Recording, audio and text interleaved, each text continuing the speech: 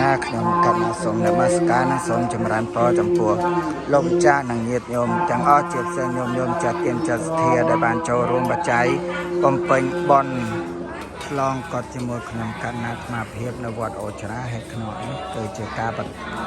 រៀបចំកំពុងរៀបចំប្រធានចង្ហាន់ប្រសងក្នុងកម្មវិធីបុណ្យឆ្លងកត់នេះចំបុណ្យកុសលនេះសូមប្រគេនដល់លោកម្ចាស់និងញាតិញោមទាំងអស់សូមបានចំណែកបុណ្យកុសលនេះស្មើនឹងខ្ញុំកណ្ណាអាត្មាភាពគ្រប់អង្គគ្រប់គ្នា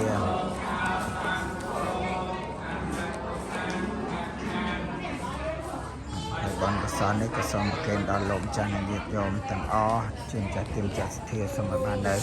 សេចក្តីសុខសេចក្តីចម្រើនសូមបានឆាប់រួចផុតចាកទុក្ខដល់នៅព្រះនិព្វានក្នុងពេលដ៏ឆាប់ខាងមុខសូមលោកម្ចាស់និងញាតិញោមទាំងអស់ជួយក្លាអនុមោទនា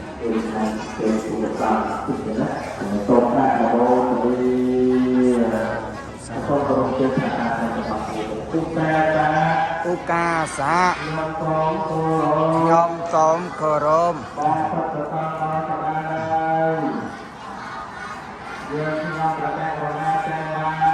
ខ្ញុំប្រកាសណាទាំងឡាយបានរៀបចំតាត់តែងហើយនៅចង្ហាន់បណ្ឌបានមានបង្អែមនិងចំអាមជាដើមនេះដើម្បីវេប្រកេនដល់ព្រះតង់បើเป็นព្រះតង់ដ៏ចម្រើនហើយសូមព្រះតង់មេត្តាទទួលយកអត់នៅចង្ហាន់ទាំងឡាយទទួលព្រមទាំងបង្អែមនិងចំអាបទាំងឡាយនេះអខាយៈ